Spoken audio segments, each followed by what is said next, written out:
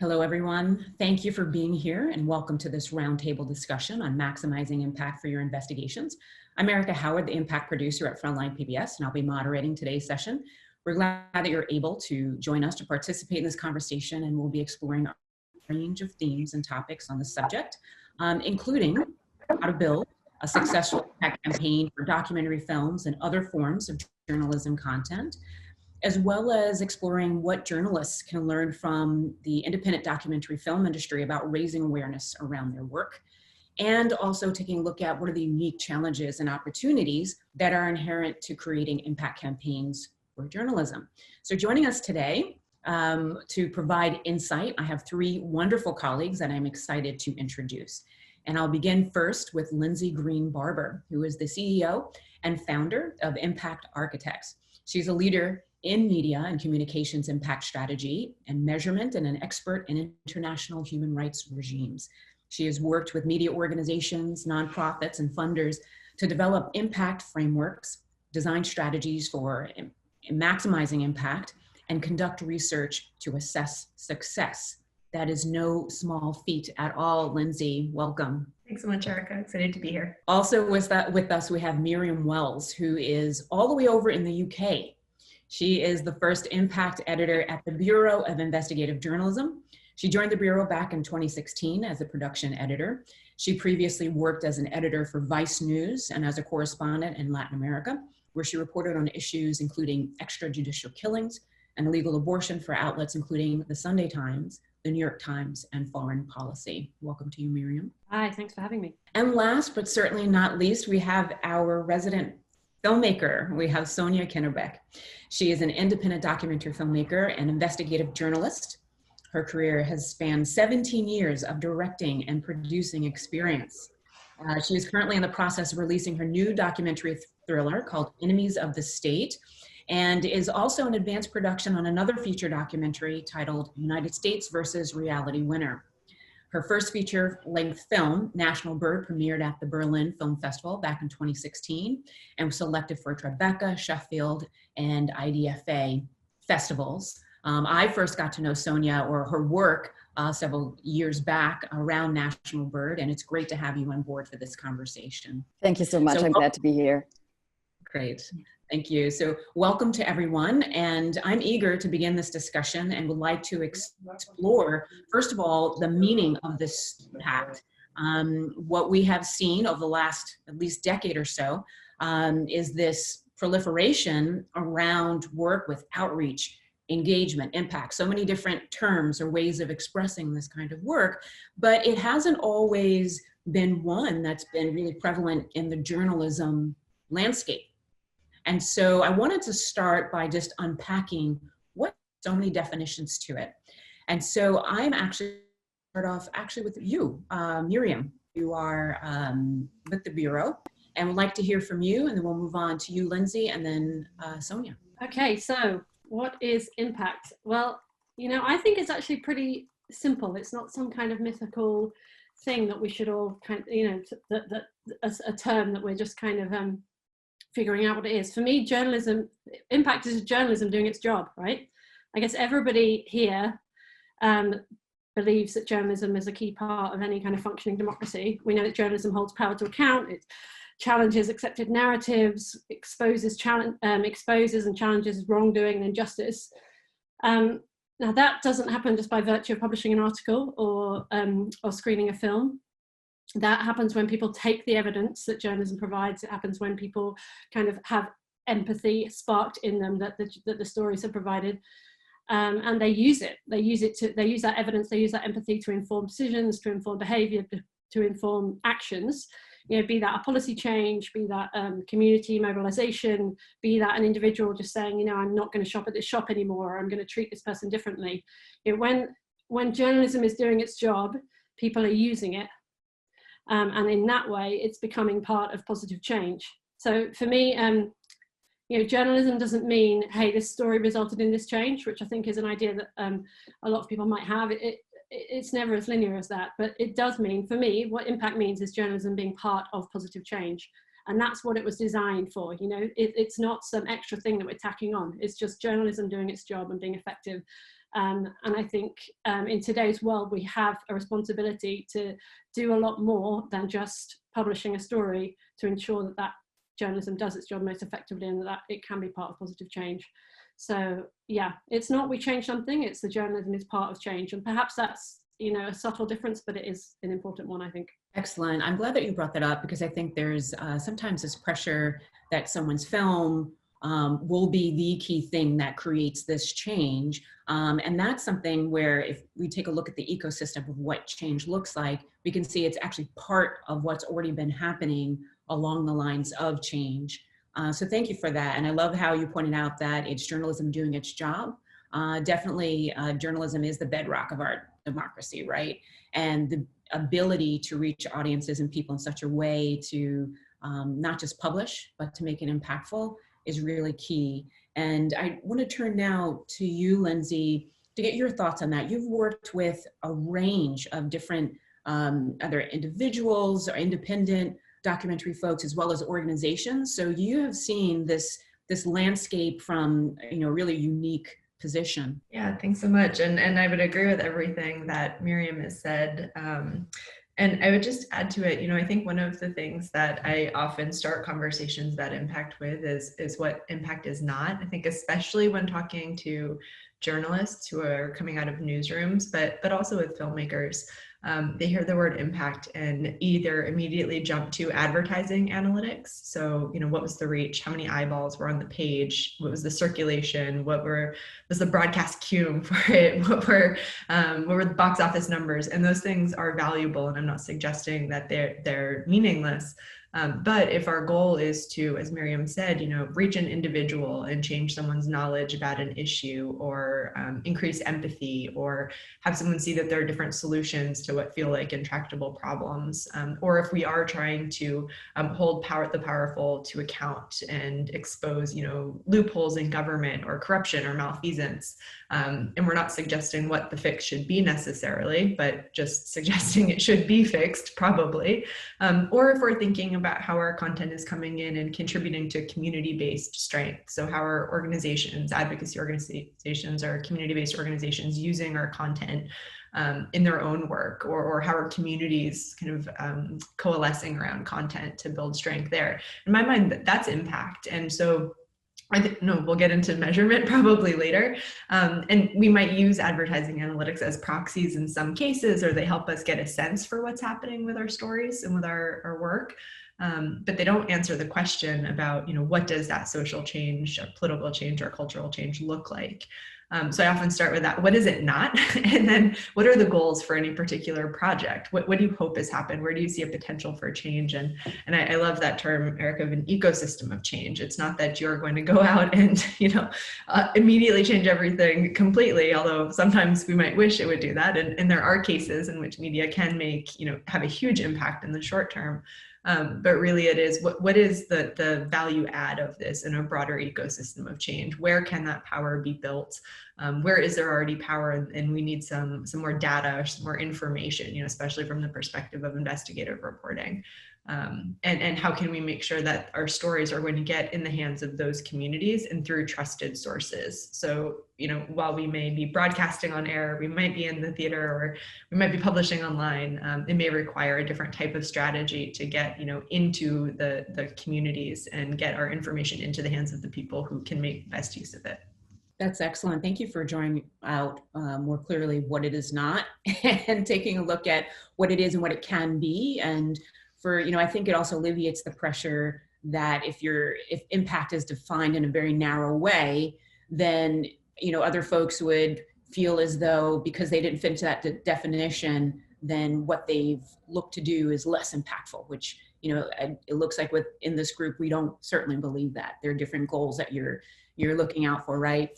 Thank you for that. And now I'd like to turn to you, Sonia, with just an incredible amount of work, a body of work that you've created in almost 20 years, and this unique position of being a filmmaker in the independent space, but also a journalist. Would love to hear your perspective just with everything you've produced, especially in the last, I would say 4 years or so, specifically with National Bird and the release and the response with that film, if you could just share some insight in terms of what you think of when you made that film and what's happened as a result in terms of impact. Yeah, I have to say this is a very insightful conversation for me as well, because, you know, coming from more traditional broadcast journalism and really still very strongly identifying with, you know, being an investigative journalist, I really, you know, once I entered independent documentary film, I learned what impact actually is or can be. And initially I was not even, you know, years back, I was not even familiar with that term. And then also, you know, same as all of you have been saying, you know, I probably had some like more narrow scope in mind. And then when, you know, I did this film, National Bird, which is an investigation into the US drone war.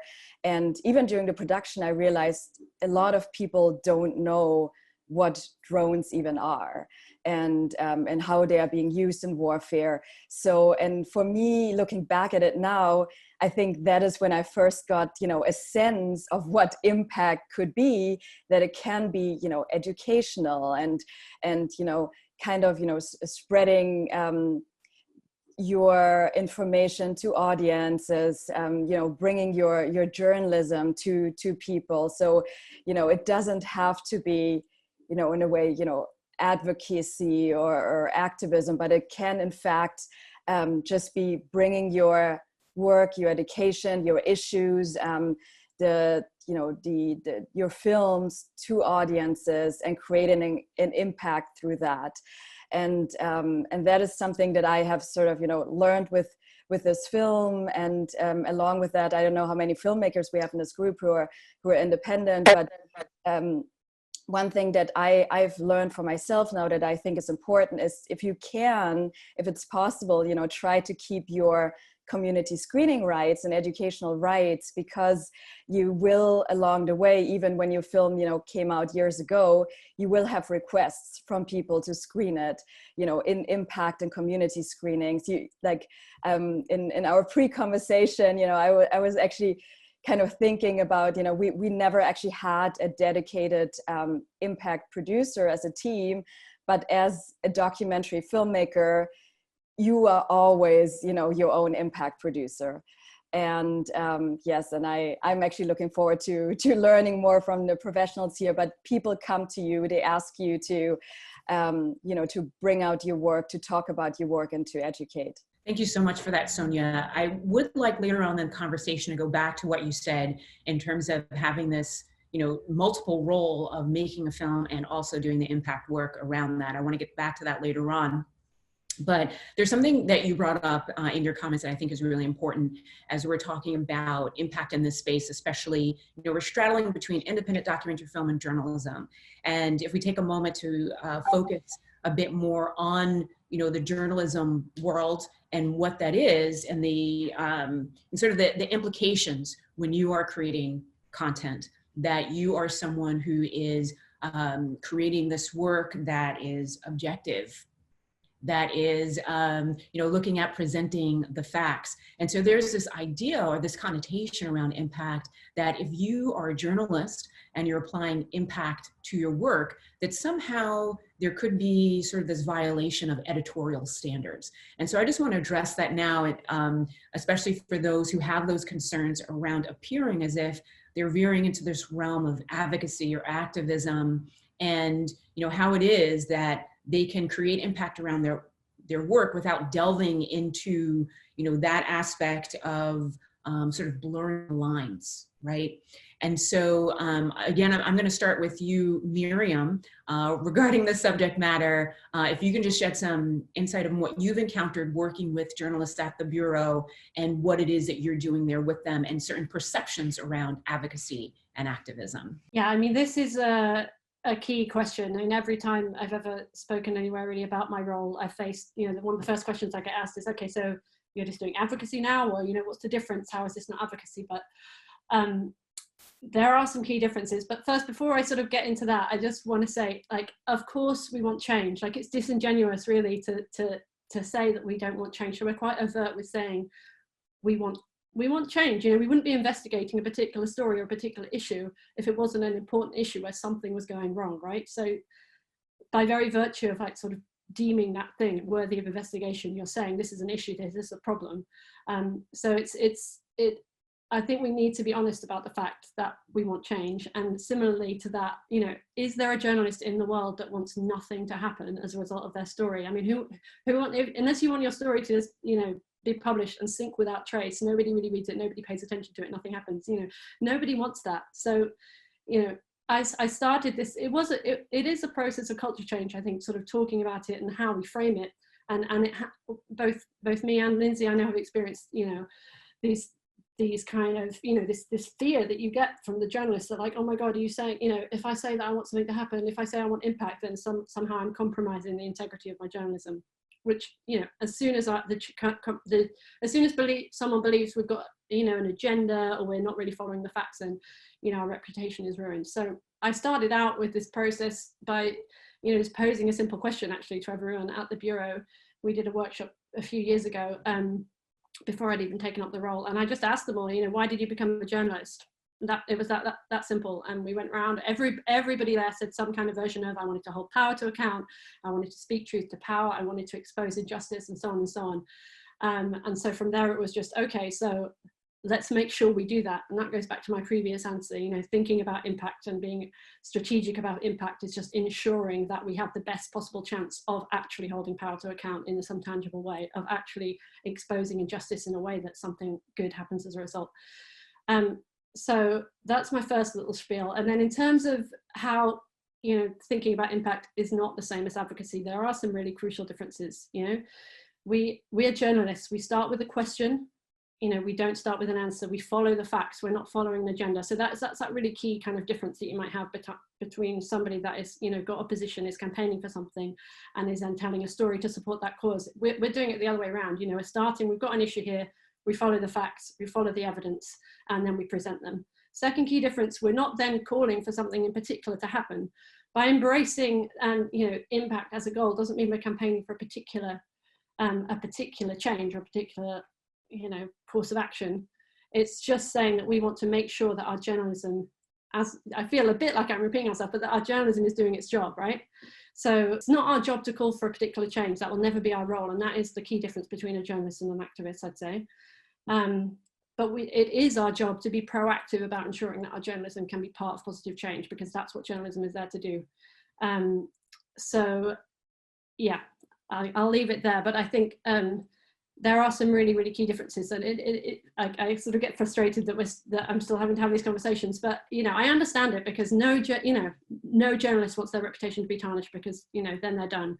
And it is crucial that people understand that we are following the facts. I'm not going to say that we're objective, because I think hopefully most people here know that there's no such thing as objectivity, but that we are following the facts, not an agenda, is absolutely crucial. And by having an impact editor, I'm in no way endangering that situation. Thank you so much for that. I think that was really an incredible way of framing it, of following the facts and not an agenda, because that's where folks can get into trouble of having an agenda and then having different elements to try and prove that agenda, right? There is incredible amount of power just in the investigations alone. And we all know that these investigations, the heart of them really is, you know, investigative journalism is really accountability journalism, right? That in your findings within the investigation, and then creating an opportunity to present those findings where well after publication or broadcast happen, it expands the usefulness of that work. And it doesn't mean that you have, you know, again, this agenda. You're simply presenting the facts, which I think is really key. I'd like to turn now to Lindsay regarding that, and then we'll wrap with you, Sonia. I'll try to keep my palpable frustration also kind of under wraps here. I think, and honestly, in the past, you know, 6 to 8 months, I think my frustration with some of these questions has become even more palpable as I think about some of this stuff, but one of the things, of course, it's not the role of journalism to say, like, here's a policy prescription for this social problem or for this ill, although it is the role of a journalist to say, here are potential solutions that have worked in other places, or here is what a potential future can look like, I would argue. But for me, like, journalism is recognizing that there have been a lot of negative effects of the way we've approached work in the past, that there are unintended negative impacts. And in my mind, much of this stems from a lot of the assumptions that journalists are going into their work with. So if we're assuming, and if we go back to kind of legacy media, if we're assuming who our audience is when we're producing content, when we're reporting content, and we're trying to appeal to, in the context of the US anyway, often largely white, relatively affluent, kind of middle-class consumers of news, it means we're writing our stories for those people. And an impact from that is you are excluding a lot of voices. You are excluding large sectors of your community. You are not helping to build community cohesion because you're not accurately representing the experience of people in your communities. And so I would argue by saying, oh, we don't have an impact, it's not our job to think about that. You're actually perpetuating lots of really negative social kind of processes. And so instead, if a reporter can go in and say, I'm doing this story, there's this investigation, since we're here to talk about investigative, I'll focus on that. And think about, holding power to account doesn't just mean you shine, a light on something and you reach the right people, which is what you hear so often, meaning, again, often white, affluent people in positions of power, and assume they're going to do the right thing somehow. Or you just reach a really broad audience and that somehow holds, people to account. It means you're only going to tell certain stories. You're only going to tell stories where that type of change is possible. And I'll just use one example of a project that I worked on years ago with the incredible reporter Bernice Young and other partners, including Frontline, Rape in the Fields. And it was an investigation into sexual harassment and rape of women in the agricultural industry. This is super complicated. Data don't exist because no one's asking these questions in these communities.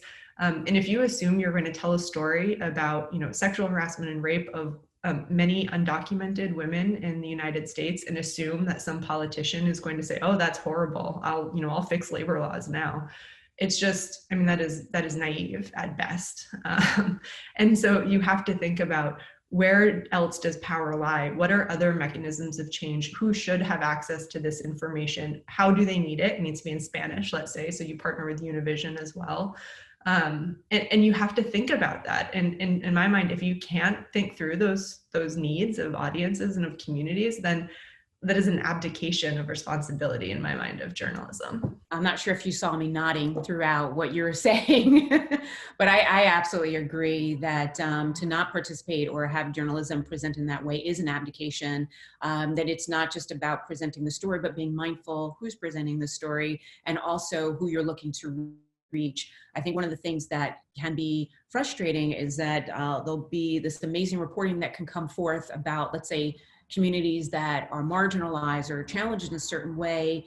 And although this narrative has been written about them, they're not necessarily included in, this information getting to them. They're not included necessarily in the discussions and conversations about the subject matter that affects their lives directly. And with that, you're missing out on really being effective and expansive with the work. I really appreciate that perspective. I think it's really rich to keep drawing that out, that in doing so, it's not a traditional way of thinking of impact in terms of advocacy, of calling up someone or writing to someone, but it is still very powerful when you're very mindful about what you're producing and the type of reach you're looking to have with it, for sure. Is there anything else you wanted to add before we continue with Sonia? Okay. I will step off of my soapbox now. All right, Sonia, please, we'd love to hear from you. Yeah, I have so many thoughts, on, that practical thoughts about, what all of you have been saying, because, in particular, in regards to when you start an investigation and you start a project, and I think as a journalist, you should have an open mind. You should go openly into your research and not begin at the end. And, like that, for me, that is really, really the difference where, when you do, and that's okay. A lot of people do advocacy work and then they might, create a film or a piece that, targets or that, has a specific outcome in mind. But where I come from, and I think many in here who are, investigative filmmakers and journalists, is that we are interested in a story. We want to research something further, and we might have, in mind what could be the outcome. But what I think is very important is that you are open to where the investigation can lead you. And that to me is really sort of the difference between like a true investigation where things can change along the way and you uncover that, stories are not black and white. Actually in all of my films, and maybe it's because I'm attracted to these stories that are, like gray and, go into the human condition as well, and that, have different viewpoints. But I sort of feel, many stories, can have, different perspectives. But in particular, the film that, we have at the festival here, Enemies of the State, the investigation led us places that we didn't expect. And the outcome was really something that we did not even, or maybe considered, but, we really, I have to say, we did not, expect to this extent. And I think, it's this important saying, you don't know what you don't know. And that's why, I often, when I talk to younger journalist students, I say to them, you really have to widen your research. You have to go in with an open mind, try to talk to as many people as possible. And especially in the investigative films, what you see is like the tip of the iceberg. And ideally below it is this huge, like mountain of research, which then, and, kind of coming back to the impact, that makes you, as a filmmaker, of course, a good person to discuss certain issues because you have all this additional knowledge that goes beyond the film itself, and you can, give background. But yes, I do think like the one core,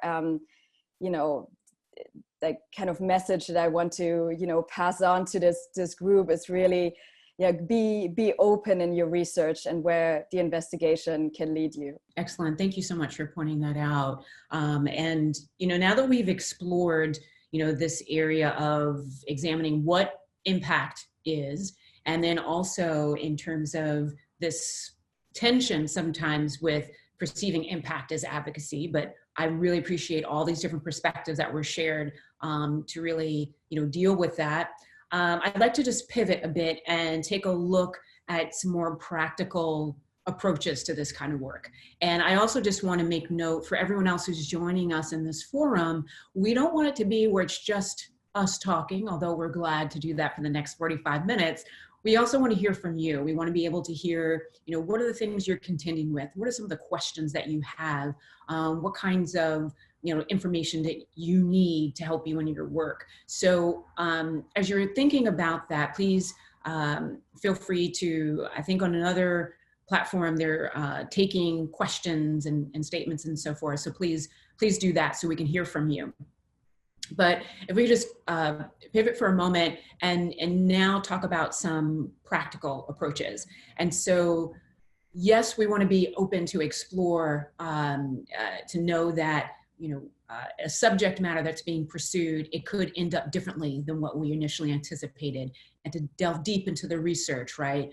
Let's take a look at this process of building an impact campaign, right? Or work to go alongside the content that's being created. Normally, first of all, you need to start out with this idea of goals, right?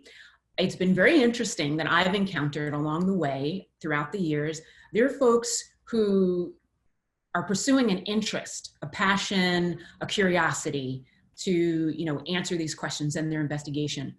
but may not necessarily understand how to build out a framework around goals.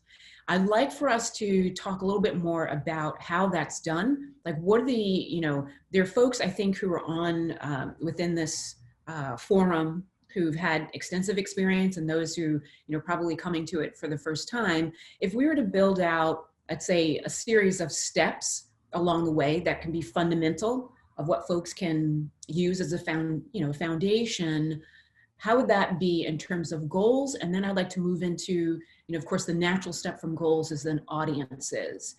Lindsay, do you mind if we start with you first? I know that you've done extensive work and have incredible insight regarding, building the structures as your company says as an impact architect. Can we start with you on that? Yeah, sure. And I would just point to, the fact that there's lots of great work out there also specific to documentary film. I would point to the Impact Field Guide from Doc Society, some of the work from Active Voice Lab as well that provides some really interesting structures for thinking about the potential for impact for documentary film. But in general, and I would just want to underscore everything Sonia said, that, going where the story tells you, and the way I think about impact, it's once you've kind of done the reporting and you've figured out what the story is, and then you're starting to think about, how are you going to get it out? For text reporters, it might be also like, what information are you going to include? What data should be there? What what's under that tip of the iceberg? For film, I think there's, such opportunity for more emotional connection around some of the content because just the format is so different. But so to just separate like kind of goals for reporting and then goals for distribution, engagement, and impact that come once you have that story ready to go. And really, I always start with kind of, where is there potential for change? What is the problem that's being highlighted? And again, that can be everything from the potential for changes just to get someone to see a new perspective and learn a new perspective and maybe have more compassion or empathy for someone who has a different lived experience. And then if that's true, I say, okay, so who are those people that you want to have more empathy or compassion? Like, can we get a bit more specific about what are the characteristics of those people? Where are they? Where do they get, information? If it's about helping them to watch a doc film, it may be, are they part of a public library in a rural community that you want, it gets into that, the kind of tactics of then how do you reach those people? And I ask people to think about power as well. So when we're thinking about potential for change, we often, again, go to those kind of like elite power holders as we think about, power, as they're the people who need to see this story. They're the people who need to fix the change. But I also ask, think about where is their power, but that's not as maybe obvious or it's not institutionalized. But there might be an incentive for people to take action. So they feel some connection to an issue. They might be interested in an issue, but they need more information or they need a different way to be activated. And so you can get them the content. Or where is there potential for, again, that community-based power? And so if you could get, and I think this is where doc film in particular has so much potential because it can bring people together, and they've done multiple research projects. One around Indieland's pop-up that Sonia and I discovered. One of her films was a part of the research that we did there, actually. But film can bring people together and create a shared kind of narrative, a shared understanding of the world, introduce a shared language, and then create this opportunity for really rich conversations among community members coming out of that, whether in person or virtually. So again, thinking about where that potential for change is, and then get into the strategy of how do you get the information to those people? What are partnerships that will help you kind of get there through trusted sources of information or trusted kind of community groups? And then also thinking through how can you provide next steps for folks? And this is, I think, also where there's a pretty stark difference in my experience between kind of the documentary space and like the investigative reporting, text-based storytelling space, where, I used to work at the Center for Investigative Reporting, and, could we put what people can do to get involved with an issue after they read a story that they feel deeply connected to? And the answer was usually no. Whereas if you go on many kind of websites for doc films, there will be a whole like what you can do, how you can engage. And honestly, I think that's something that the journalism space could really be learning from the doc space, because people want to get involved, and more you're seeing that. especially with commercial media, kind of recognizing people want to stay connected and want pathways to participate in change. And so I don't know if that's exactly an answer, but I would say look at, the Doc Society guide, Active Voice stuff. There, I have resources available on our website. Anything that can be public is published there, and some of them are kind of step by step. How do you kind of work through from goal setting to actual tactics? Thank you so much for sharing that. I definitely agree with you. There's so many ways in which to approach goal setting. And I like how you shared about one of the things that you might want to accomplish is, really establishing some type of compassion or empathy about a lived experience. And I'll just give one quick example, and then I'd like to hear from the rest of our colleagues on this. With Frontline, we're looking at different ways of releasing the content. So we have, the traditional broadcast, there's also the website, there's also YouTube, et cetera. And then, theatrically, there have been some releases that have come. And so one film last year called For Sama, which is about the conflict in Aleppo and Syria. What was interesting about that is we weren't sure how the public was going to react, and then let alone come to a movie theater to see this film about Syria. I mean, the conflict there has been going on for quite some time, over a decade. And through reporting, whether it was shorts, written journalism, right?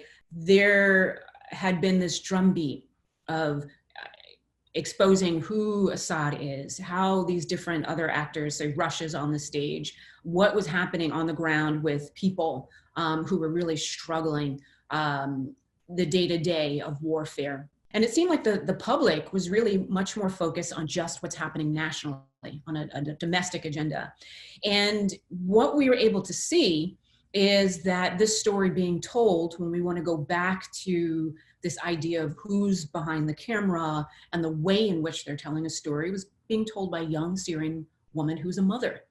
And in her telling her story based on the facts, there was this incredible, not only acknowledgement of what was going on, but also incredible empathy and compassion, where the response to it was absolutely wonderfully overwhelming, of seeing people so moved, and also a sense of, I know this has been going on for so long, and oh my goodness, I'm so sorry that I wasn't paying attention earlier or throughout these years.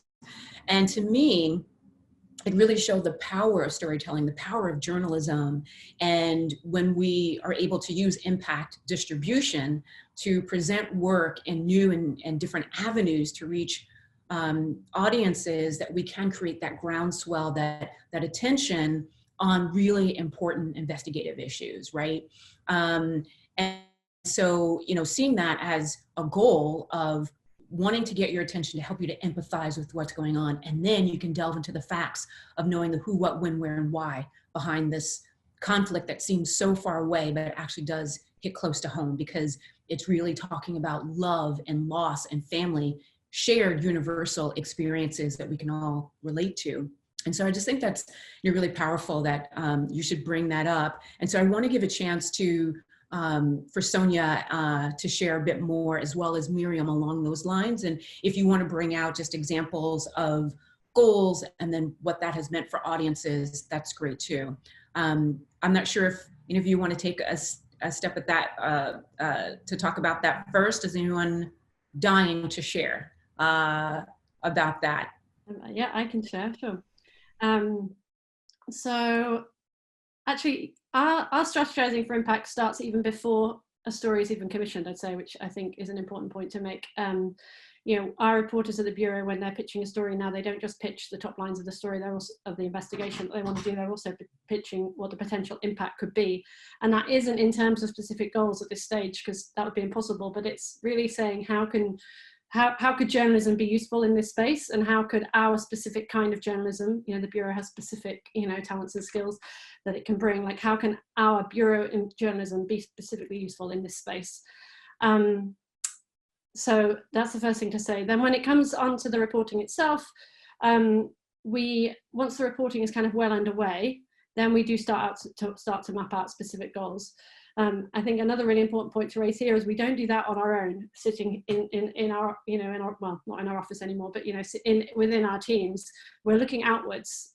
We're speaking to the people, the communities who may be able to find our work useful, be able to benefit it from in some way, as them. And quite often these are the same people that are involved in the reporting. So another misconception I'd like to dispel is that somehow the impact work is happening separately to the reporting process. It's the same kind of groups and communities that your investigation and your investigative reporters are going to be encountering and speaking to are the same kind of people that can potentially use and amplify your work a lot of the time. So yeah, once we sort of got a good idea of what the story is, what the findings are going to be, then we do start to map out some more specific goals. That could be, we want to raise awareness among this particular group. We want to provide evidence to this particular community. We want to create a critical conversation here. And then, as you say, once you've got those goals in mind, then it's the question of the audiences. Okay, so who are those people that we're hoping to spark a particular conversation among, and how are we going to get our journalism to them in a format with which they can actually engage with, and they're most likely to actually take those actions that we've kind of mapped out as our goals. Maybe it's good to use this. I think examples are always good, right? So maybe I'll take you through a recent investigation we did. I haven't planned this out, but I'm going to pick an investigation that our global health team recently did on lack of access to oxygen in Africa. They've been doing COVID-19 related investigations since they started. We formed this global health team like a week before the pandemic really kind of hit in the UK. So they've been really busy this year. So we were looking, and we were very keen to do to look at issues that weren't just going to be an issue during the pandemic, but that were systemic issues that the pandemic was kind of highlighting. And that's certainly the case with lack of access to oxygen in Africa, which is a huge problem, causing hundreds of thousands of deaths. Pneumonia is the biggest killer of children under 5 in the global south, a fact I wasn't aware of before we did this story. And large numbers of these people who die, I think it's nearly 1 million people who are dying every year, and a large number of them would survive were it not for the lack of access to oxygen. And the oxygen market is dominated by these huge multinational gas companies that charge huge amounts for oxygen, and they charge, they put, I'm not sure how much I can say without being, okay, so we spoke to some, insiders who and we got information that allegedly markups of up to 44 to 84% were going on, price markups in terms of how much it costs to make this oxygen and how much they supply it for. They also supply fossil fuel industries with oxygen, but they charge them far less than they charge hospitals for the same product. So lots of hospitals just can't afford oxygen. We were aware that a potential lever for change was oxygen being deemed a sort of critical drug and being given funding as such by global health institutions. Our goals that we mapped out were basically around creating a critical conversation about the lack of access to oxygen and about how the need for it to be classified as an essential treatment. And in terms of the audiences that we mapped out, we obviously wanted it to reach the communities affected by the issue, which were broad, but so the people in Africa who were unable to access oxygen. We wanted to reach the organizations and campaign groups that were kind of working on access to oxygen. And we wanted to reach the global health institutions and governments with the potential power to fund better access to oxygen. In terms of looking outwards with our goals, there's a really good example here and how the journalism could be useful. We were speaking to people who are working on access to oxygen to ask them how we could be specifically useful in this space as the investigation progressed. And they spoke to us about how difficult it was for them to find out detailed information on pricing. And this was a good example, I think, of how investigative journalists can often do something that we all have our role to play, right? So academics and researchers can find out particular information and do particular things. Campaign groups can do particular things. Investigative journalism has a role to play in potentially, uncovering stuff that other groups can't. So we then use that those kind of particular audiences to define a publishing strategy. So we we targeted we co-published with outlets across Africa. We co-published with specialist medical journals. We also published with with The Guardian as a kind of international well-known publication. And then we also directly emailed. We always do a vast kind of email outreach where we're sending our findings to competition commissioners in the African countries in question, to health ministries, to hospital managers. So there's a sort of mass email outreach effort as well. And then crucially, we did a presentation. So there's a coalition of organizations that work on this issue. And they do a kind of weekly call that brings together all of the big players, as well as all the stakeholders and all that, some industry players, but crucially the kind of global health institutions with the power to actually do something about this. So I'm aware I'm speaking for a while, so I'm probably speaking too quickly. But we did a presentation for this group. There was sort of hundreds of groups there. We provided a briefing paper, and because of what they've told us about the information on pricing being so key, we provided a kind of briefing document with a detailed annex of pricing in every single country, which was really useful to the work they're doing. And off the back of that, they have a working group that is now kind of inviting industry to kind of confront them with our findings, ask them what they're going to do about it, and so on. And there was some significant funding impact that happened in the weeks following. Again, we can't say our journalism was responsible, but I'm hoping that it played a role in terms of USAID and a funding drive launched by something called the Africa Healthcare Commission to try and raise millions of dollars for better oxygen access. That sort of happened in the couple of months subsequent. So yeah, that was very long-winded, but basically I hope that gave you some idea of how we might kind of think about goals and get it to our audiences. There was one final point I wanted to make, which was that impact is not tied to a particular story. And I liked what Sonia said earlier about the mountain of research and about the investigation or the film that comes out being the tip of the iceberg, right?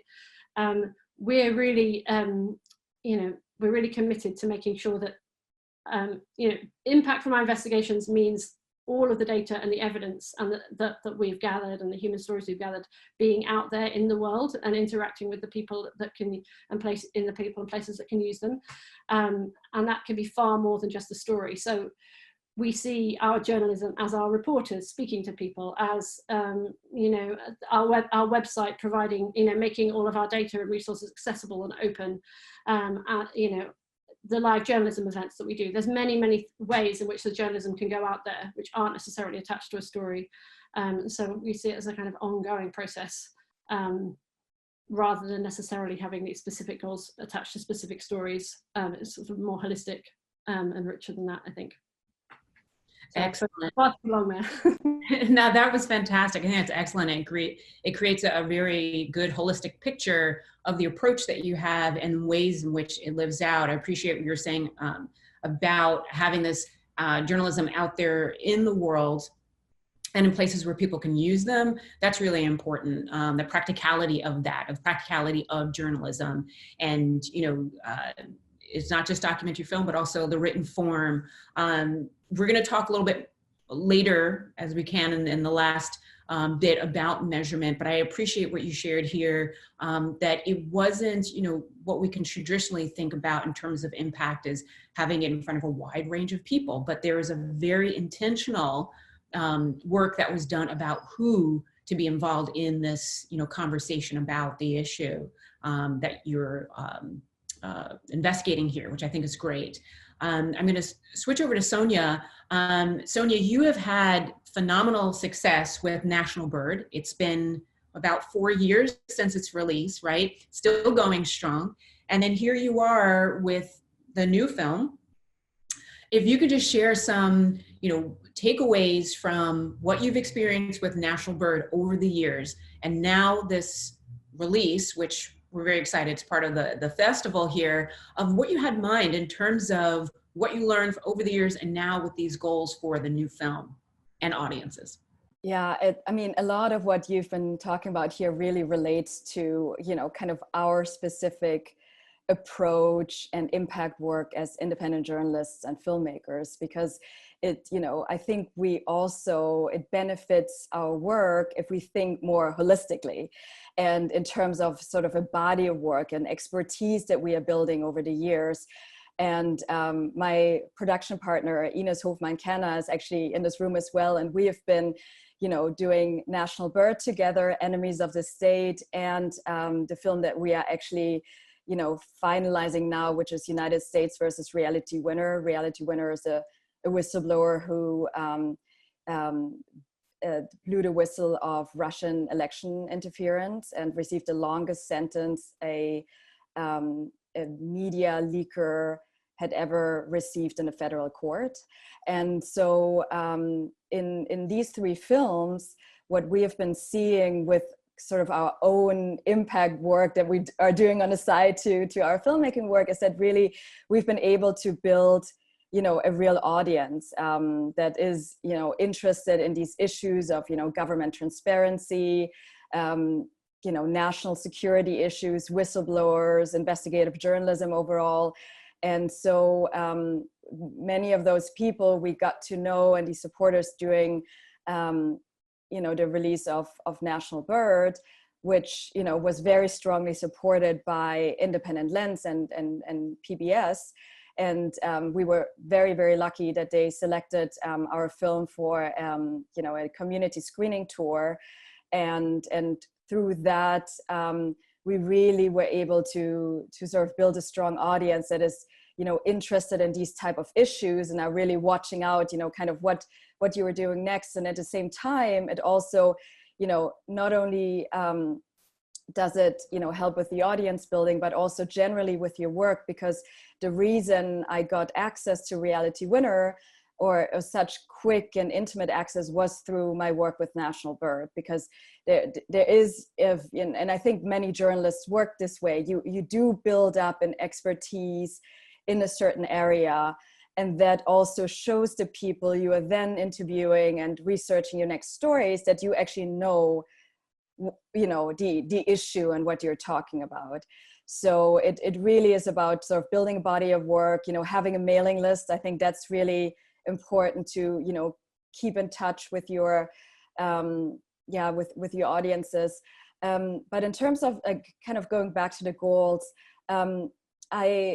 what I find important for myself too, as, a journalist, is that you don't have to have a singular goal.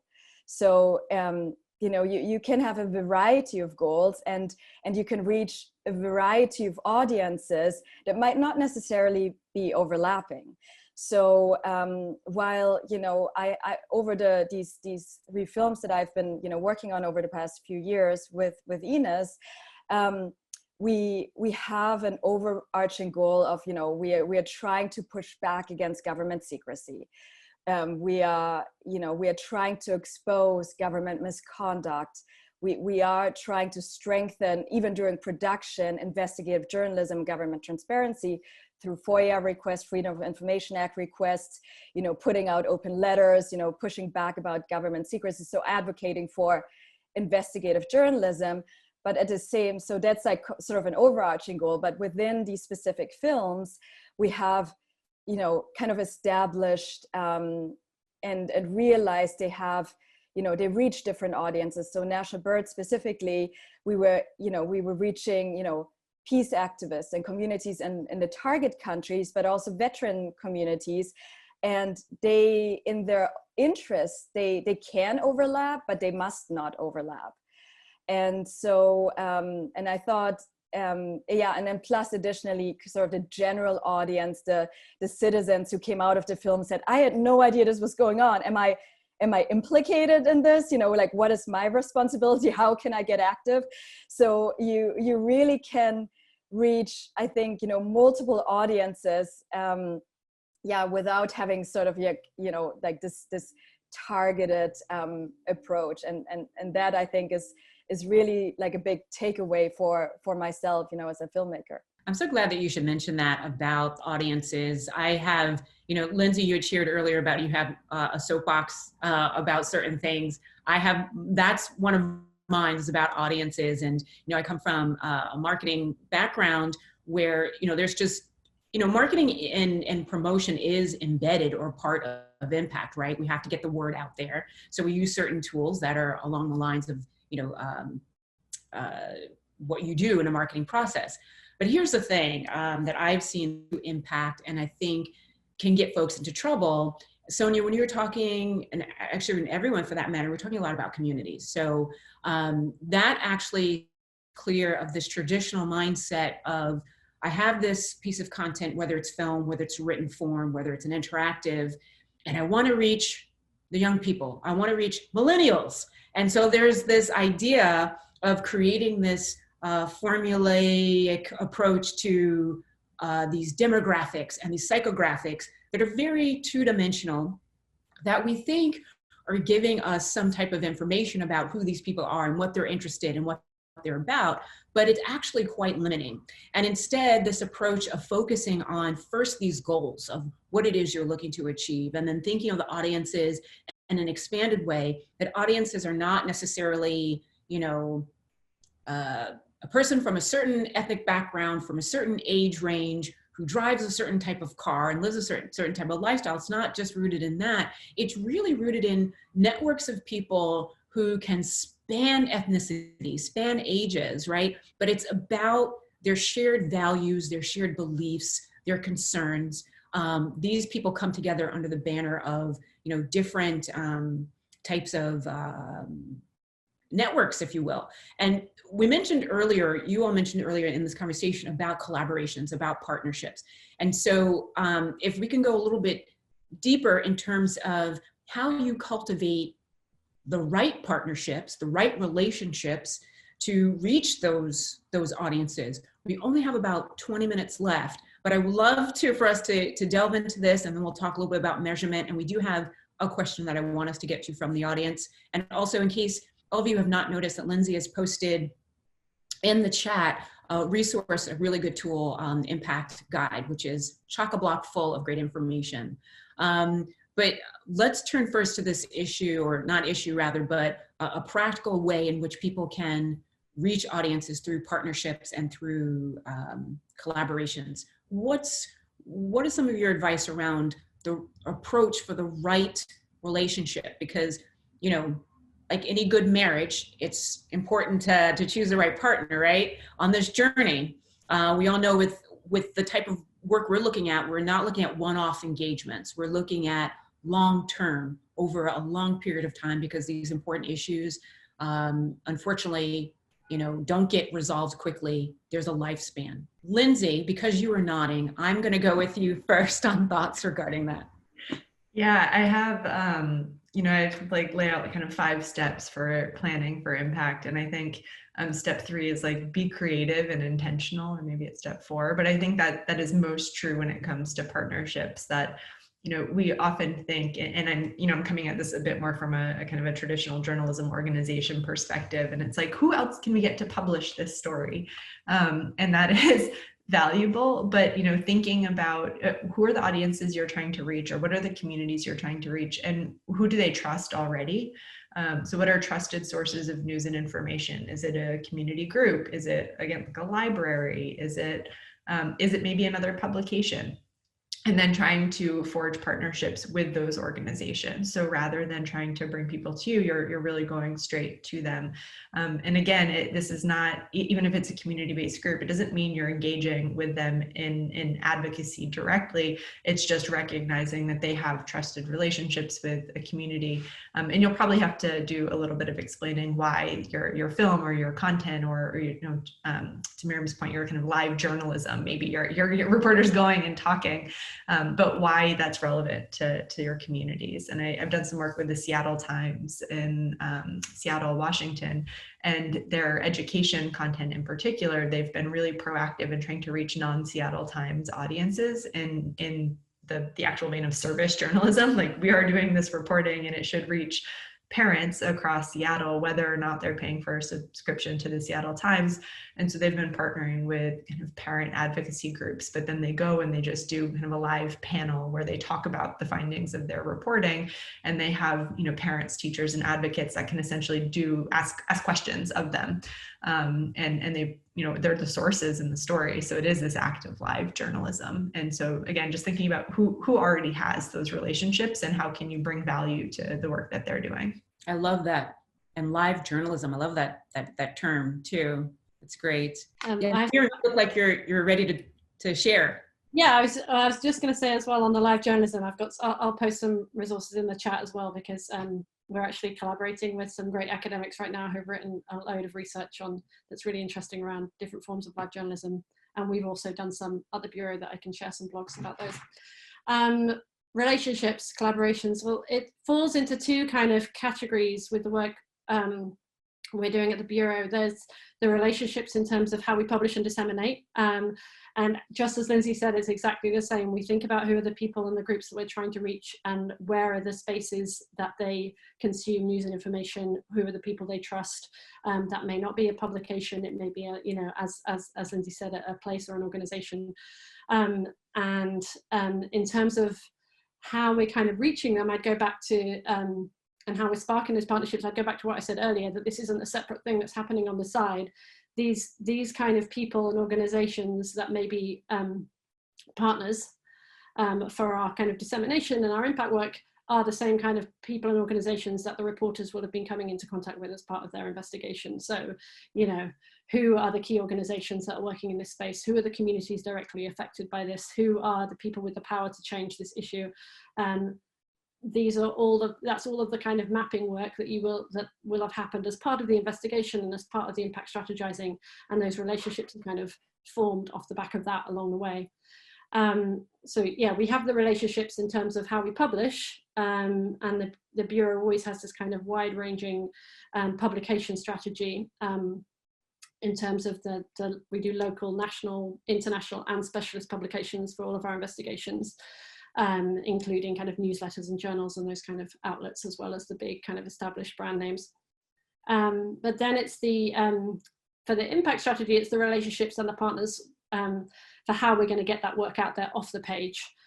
So the collaboration with that Oxygen Coalition is an example of that, but we'll always be thinking about, when we're thinking about how the work is going to go out there in the real world off the page, or a person or a group that we've come across on the reporting process, the investigation process. And I'd go back also to what I say, it's not an investigation specific thing. We work on topics for a very long period of time, and we build relationships along the way with other organizations, other stakeholders who are active in the same space. And in terms of how you identify a good partner, I was thinking about that, and I don't know if there's a magic formula really. It's just, you know, who is working in this space, who are they funded by, what are their kind of goals. You find organizations whose values and goals align with what you're trying to do, and again, they're likely the ones that reporters are in contact with anyway, and the relationship grows organically. I mean, it's strategically happening from my point of view, but it's an organic relationship. It's not like, right, we need this to happen, so let's form this partnership. These are people and groups. We see ourselves as part of a patchwork of actors that are all kind of part of contributing to social change. The journalism sits here, the campaign group sits here, the academics are here, the lawyers are here. So we're very much always thinking about the Bureau as part of a bigger ecosystem, as you put earlier. And yeah, building relationships sort of broader than the investigation specific ones. That's a big part of my role as impact editor. We have an embedded impact producer who'll be thinking more specifically about the stories themselves. Relationship building is a huge part of my role, because of, yeah, journalism doesn't change anything on its own, as for all the reasons we've already mentioned. If I could just jump in and highlight one thing, just because I should have said it before, is that in all of these examples, what it also requires are resources. Like Miriam is an impact editor, she has an impact producer for a doc film to really go out and have an impact campaign. I think Sonia mentioned earlier, didn't realize, you know, that was going to be part of her job after the film already came out. And so building for that, building resources for that, if you're getting funding for films, building that into your budgets. If you're working in organizations, building that into staff time or into the work that's happening. And the same goes for measurement. If we get to that, like build that into the budgets that you're putting out there. That this all requires resources and time, and just, I should have said that, probably led with at the beginning of this whole session, and plan for that. Can I just jump in? Absolutely. Sonia, I wanted to get to you as this multi-hyphenate, multi-talented person who is a journalist, a filmmaker, and impact producer. Please tell us how you do all of it, plus raise money. So I mean, I would love to look at, you know, my production partner's face right now, Ines, who's in here, because we are completely over capacity as independent filmmakers. I really have to say that, and I'm sure I speak for many people who are independent filmmakers and independent journalists in this group and listening. And but I do think it, you know, it applies to independent filmmakers probably to, you know, a higher extent because of the budgets of producing a film. You know, we usually, Ines is the one who does, you know, the budgets, and we do plan in, you know, everything from, you know, impact and outreach to, you know, the other, you know, sort of forms of, you know, source protection and trauma support, even for you know, subjects and so on. You know, we have these beautiful budgets, but we cannot get them fully funded. And from my experience, it's even more complicated. You know, like production alone is, you know, very, very challenging to fund, especially, and I have to like really emphasize, especially if you are a filmmaker who comes from, you know, a working class background and so on. You know, there's a lot of wealth in documentary filmmaking, but if you really rely on film funds, it's very difficult without public television to fund a full budget independently. So, and I just, you know, to everyone here who is like, you know, who's doing independent film work, I just want to congratulate you for, you know, I know how hard it is, because we are, when the film is over and we have not been able to, you know, raise impact funds and hire someone to support us, we still do that work. So we are the ones who get, you know, messages asking for community screenings, asking for a panel, you know, the discussions, and, you know, presenting your film, talking about your film, very often, you know, from organizations that are unable to pay, or some of them can pay but don't want to pay. And it's really, you know, I think putting a big strain on independent filmmakers. And on the other hand, it's sad because our films reach audiences in a way that is so visceral, that is so impactful, that, you know, I don't know how many screenings, you know, I really have to say, with National Bird, I felt so lucky because, you know, of that independent lens support, and we had these in-person screenings, and we had educational guides that they created and that were used extensively, and people, like, till this day are finding those films and reaching out and asking me, what can I do? How can I get involved? You know? And so what, like, sort of my pledge to people who are, you know, funders in here is like, please, funders, philanthropists, you know, educational organizations, impact organizations, like, really, like, think about and look at documentary films, because I can tell you documentary films have an incredible, like, decade-long impact in a very emotional way. And that you can use, you know, often with the filmmaker's permission, you might be able to use excerpts. You know, the filmmakers are more than willing to provide support and so on. But, you know, if you can, you know, try to think about the artist's time as well. But yeah, you know, I think there's like a lot of untapped, like, use and you know, like, there are these, the documentary films, investigative work has so much more potential. Absolutely. One of the things that I wanted to point out specifically with you was the fact that you're doing all of this incredible work, right? And with that, it could be, well, not could be, it is a challenge, right? Especially when you have only but so much capacity. I just wanted to throw out just maybe a tool that folks can use who are in a similar position to you, and maybe, you know, the juggle of everything or coordinating everything is not their forte. One of the things that I've been hearing more about is, if we go back to our conversation about partnerships and collaborations, is that independent filmmakers, and we can apply this to journalists, are embedding with certain partners to create a sunrise and a sunset in terms of the work, right? So, you know, collaborating with a partner, and that when things get intense and that journalist or filmmaker has to go on to another project and balance out pre-production for that, and then this other film is still going on strong, that there's a trusted collaboration or relationship that then sort of takes the ball and continues to run with it and helps to manage that correspondence, those requests and things like that. So that's one idea where folks who are in your position, Sonia, who have to be, you know, the cook, the waiter, the bottle washer, everything, of how they can manage all of those different moving parts, especially if that's something they're not used to or they feel like that's not their forte. But I think hats off to you, because, you know, when folks come into documentary film, it is with that heart to share this information, to give back and to advance the public good in a number of different ways that are not necessarily, you know, always rewarded financially, or even with, you know, having a full, huge staff to handle. So thank you for all that hard work, seen and unseen, for sure. Gosh, we only have 4 minutes. I wanted to get to measurement. Let's say a couple words about measurement. We did have a question also to address, I think, yes, we have a question from Ahmad. I hope I'm pronouncing your name correctly. I want to give this over to Miriam to answer this.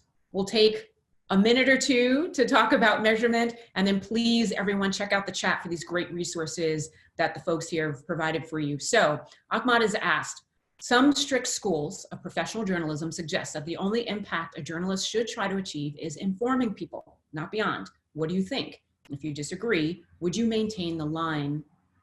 How would you maintain the line between journalism and media activism? Wow, big question. Thank you, Ahmad. Miriam, go. I think I can do that in 30 seconds. That, as I said at the beginning, that is what impact is. It's informing people. But informing people doesn't happen in a meaningful way just by publishing a story or showing a film. It can happen. We can be so much more proactive than that. And that's, I would implore people listening just to think far beyond your article or your investigation when you're thinking about your journalism and how it can exist out there in the world, and how you can most effectively inform people. But yes, it is informing people. It's informing power holders. It's informing communities. I'd say it's also engendering empathy, but you could branch that under the informing category. But yeah, I don't disagree. I just think it's more about how we think about really truly meaningfully informing people. Excellent. In 3 minutes, we're going to address measurement. Measurement's a big issue. Funders want it. Folks within organizations want it. Usually it's through media metrics, downloads, views, impressions. I'm going to have Lindsay, this is your beat. 2 minutes, measurement. But I also just want to add, as this forum ends here, we don't have to have it in here. Please keep in touch with everyone on this panel to continue this important conversation. Hand it off to you, Lindsay, and then we'll close Sonia with information from you. Yeah, thanks. And I kind of alluded to this at the beginning when I said impact is not advertising metrics. And again, those can be useful, but I encourage people to think about what are those assumptions that you have about what is going to happen with your film?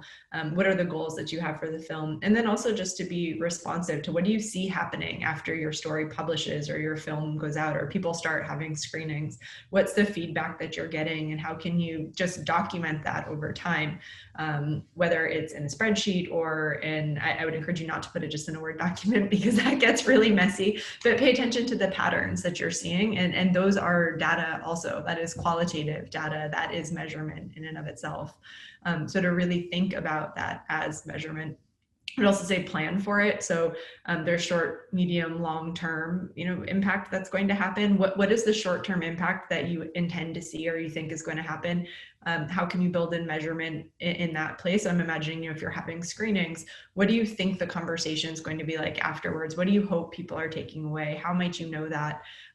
It could be a survey, or could you do some sort of a fun kind of arts-based measurement, qualitative measurement activity at the end of a screening where you ask people to identify what emotion they're walking away with, or there are all kinds of creative ways you can, again, generate qualitative data, but that also would help you then think, okay, what do I need in my next screening? What are the the resources I should make sure are available? So not just measurement for measurement's sake, but measurement for strategy development and for thinking about different tactics for engaging with your audiences. And then that medium and longer term impact often I think is that kind of more responsive stuff. So again, what trends are you noticing? Are you hearing that there are community screenings kind of organically popping up? What's coming out of those?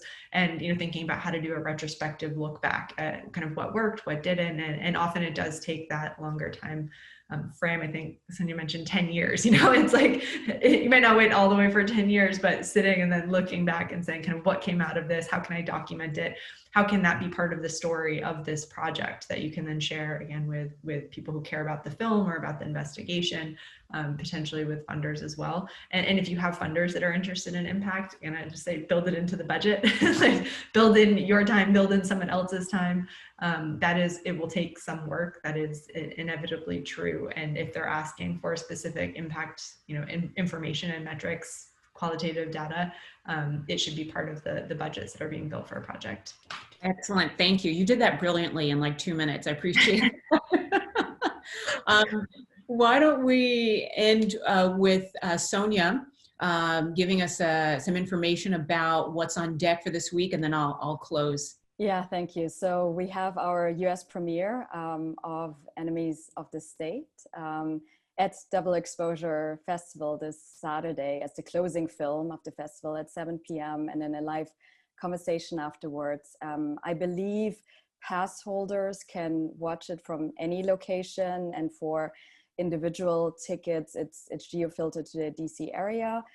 And yeah, and then otherwise, like, so that is really, that film is about investigative journalism and fact checking itself. And then, you know, please follow us in to see, you know, we are currently working on United States versus Reality Winner, which is another feature film coming out very soon. And that's also about journalism and whistleblowers. So it might be interesting to the audience here. Thank you. Excellent. Thank you so much for that, Sonia. I want to wrap by first of all thanking all of you on this panel, Miriam, Lindsay, and Sonia.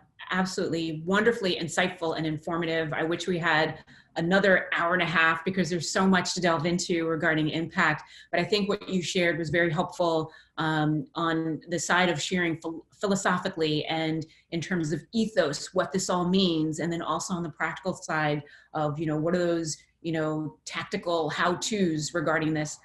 So much more. Thank you so much for also putting in those resources. Everyone here, please, before we close, make sure you copy over the different links, whether they're you know, posts from Miriam, Lindsay, and also resources within the industry. And of course, you're welcome to continue conversations. Miriam has put in her Twitter handle if you want to reach out to her. Lindsay, Sonia, if you're interested in folks reaching you that way too, please feel free to put it there. This has been a wonderful time, and thank you so much for all of you here who've joined us.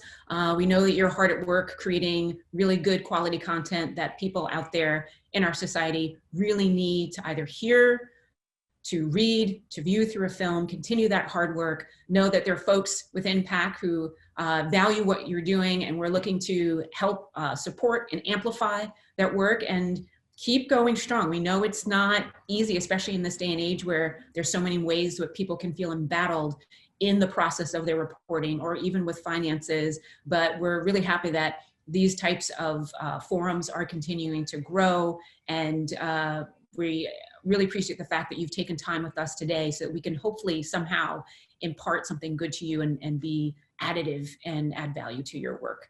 So I will end it there. Thank you everyone again, and looking forward to hopefully another time that we can gather. Take care.